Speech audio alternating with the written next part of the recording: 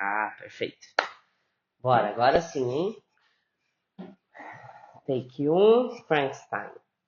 Olá, Cami Summer. Tudo belezinha? Eu espero que sim. Para quem não me conhece, eu sou o Cami. Para quem já me conhece, seja bem-vindo novamente. Fique à vontade. Bora aí, pega tua água, pega teu chá e vamos conversar sobre o novíssimo filme do Frankenstein que saiu, dirigido por nada mais, nada menos do que Guilherme Del Toro. Sim, o reizinho das criaturas mágicas. Então, eu fiz um roteiro muito legal, pensando não só na minha opinião, mas também trazendo vários fatos aí, curiosidades dessa história, que é escrita por Mary Shelley e que é incrível. Eu gosto muito de terror, então é uma coisa que me aproxima muito e eu fiquei muito feliz aí de ver mais uma adaptação dessa obra que realmente é bem icônica. O Guilherme Del Toro, ele já é bem conhecido aí por ser sim o reizinho dessas criaturas mágicas, de histórias sombrias e monstros que têm mais alma do que muitos humanos por aí. E é exatamente esse o ponto que eu quero trazer. Essa nova linguagem sobre esse novo monstro. Então hoje a gente vai comparar essa releitura com a história original de Mary Shelley. E o que faz esse filme ser tão Del Toro do começo até o final dele. Então já deixa seu like, seu comentário se você já assistiu ou se você tem vontade de assistir. E principalmente sobre o que você achou, caso você tenha assistido. Eu sou um grande fã de filmes de terror, então eu refleti muito como esse filme foi realmente construído, esse clássico do terror. Mas antes de dar a minha opinião, bora falar um pouquinho sobre quem foi, né? Na verdade, quem é ele ainda não morreu. Guilherme Del Toro. Para quem não conhece bem o trabalho do Del Toro, ele é o mesmo diretor do Labirinto do Fauno, A Forma da Água e O Conde de Monte Cristo, por exemplo. Ele sempre traz esse olhar humano para essas criaturas consideradas aberrações. E no Frankenstein dele, não poderia ser diferente. Até uma questão meio óbvia que eu não pensei antes de assistir o filme. Então, que ele não faz propriamente monstros, né? Ele dirige personagens que sangram, que sentem, né? Sobretudo que sofrem. E isso muda, claro, toda a narrativa, né? Na história original de Frankenstein, o livro escrito, né, por Mary Shelley, publicado lá em 1818, inicialmente publicado sem os créditos da sua autora, que na época tinha apenas 18 aninhos, muitos duvidavam, né, de que uma mulher tão jovem pudesse criar algo tão original e perturbador. Então essa obra, ela se tornou um dos romances mais conhecidos da época, inserindo-se ali no romantismo, porque não tinha outra categoria ali para encaixar a obra. Até que se entendeu que, na verdade, era uma ficção científica. Por isso, ela é considerada aí uma precursora do gênero. O reconhecimento, então, ele veio aos poucos. Mas isso não impediu que um pouco mais velha ela revisasse e publicasse novamente o romance, agora sim, com o seu nome na capa. E uma curiosidade muito legal é que a sua principal inspiração, né, vem da sua mãe, que era uma filósofa chamada de Mary Wollstonecraft, eu acho que é assim que pronuncia, e ela fez um livro importantíssimo, né, uma obra fundamental na luta dos direitos iguais entre homens e mulheres. A ideia da mãe, né, acabou ecoando, então, na escrita da própria filha, né, especialmente na crítica aos papéis sociais impostos pelo patriarcado. E agora, voltando ao nosso querido monstro, a história gira em torno da obsessão do Victor Frankenstein em criar uma vida artificial. Então a obra ela é constituída por um prefácio, né, lá na história original, sendo que 4 cartas do capitão Robert Walton à sua irmã. Walton é um explorador ártico que teria ouvido a história trágica de Frankenstein em 24 capítulos, sendo o último, pelo seu tamanho, dividido em 3 partes. Ou seja, é uma obra gigantesca. Nesses capítulos, narra-se como o Dr. Victor Frankenstein, que origina, né, o nome, um jovem estudante aí de medicina, criou o monstro, uma criatura aí com aparência humana a partir de diferentes partes corporais. Né? Ele julgava ali a melhor parte de cada corpo e tentava integrar num corpo só. Após o seu despertar, então, que talvez possamos falar em nascimento, o monstro não nasce violento. Ele desperta curioso, ele aprende, ele observa, ele pensa, ele sofre. E a tragédia da história original é justamente o abandono dele. Então é um filme que vai falar muito sobre solidão. Na história original, a gente observa que é muito mais sobre solidão e responsabilidade moral do que sobre terror mesmo, né? Uma das maiores curiosidades, inclusive, da comparação entre a história original e o filme do Del Toro é que o personagem, que banca o Victor para realizar o projeto, né, que patrocina ali tudo isso, não existe na história original. Ele foi justamente colocado ali para ele dar mais enredo e conexão entre a personagem, principalmente, né, entre o personagem Victor e a Elizabeth, feita pela Mia Goth. Dá essa conexão ali entre os dois, que na história original as coisas acontecem um pouco diferente. A partir disso, vamos entender algumas alterações realizadas, né?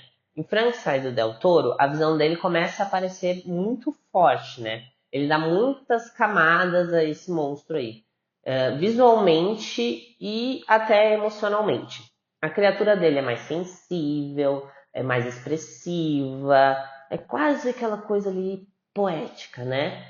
E ao mesmo tempo mais perigosa. Então ele abraça o lado trágico, mas também um lado brutal da coisa. Ele sempre tenta dar uma equilibrada entre as duas coisas ali. Ela é uma criatura que acaba reagindo ao mundo que rejeita ela. Isso lembra muito a essência da própria Mary Shelley, mas com estilo bem exagerado e do Del Toro.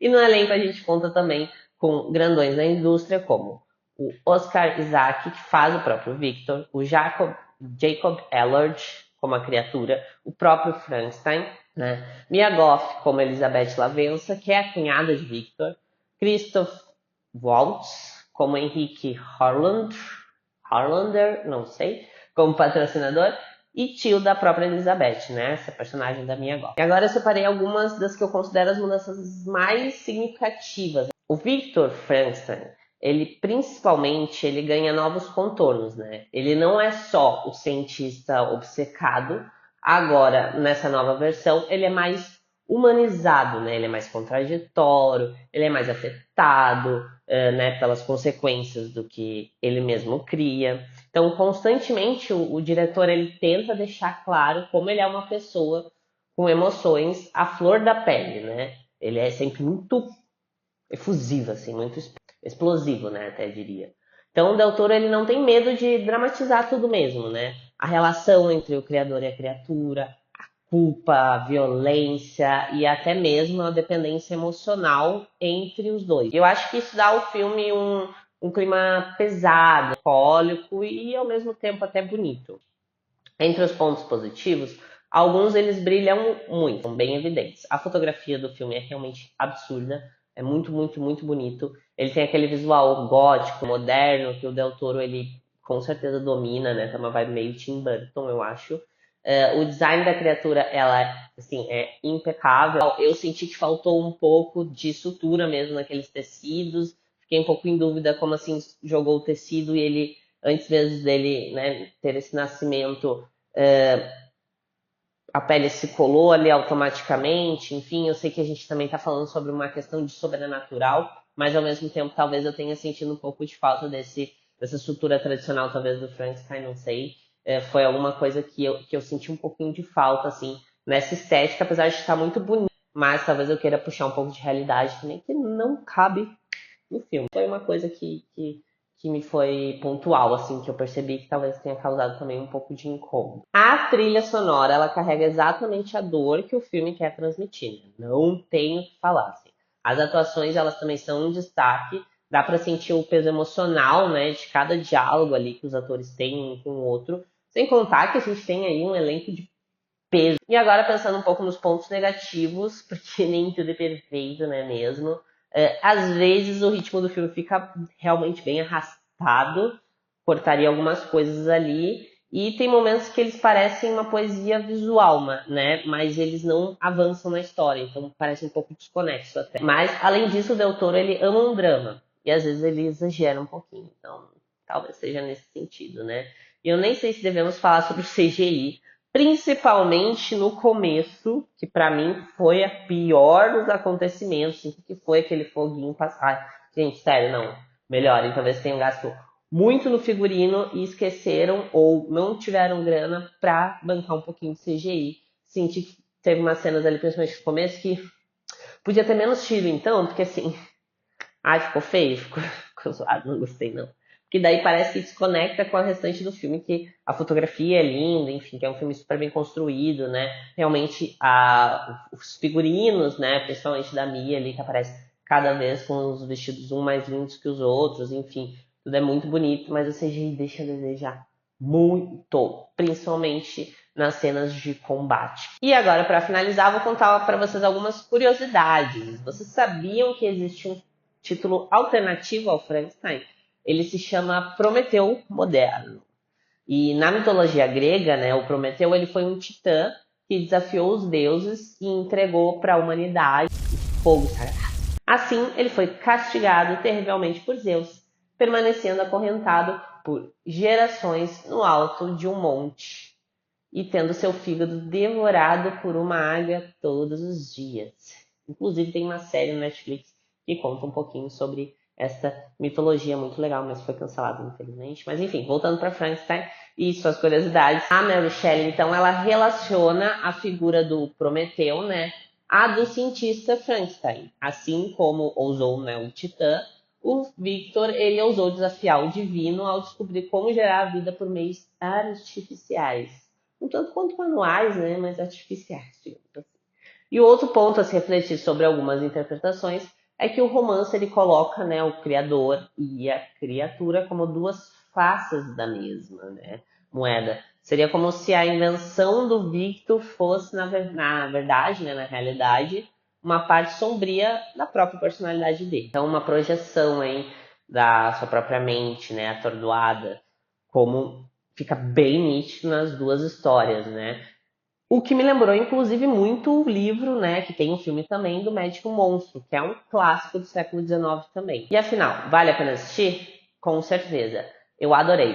É um filme visualmente poderoso e acho que muito mais humano do que a média dos filmes de terror que a gente vê por aí. Mas vai com a mente aberta, tá? Não é uma adaptação literal, é literalmente uma adaptação artística.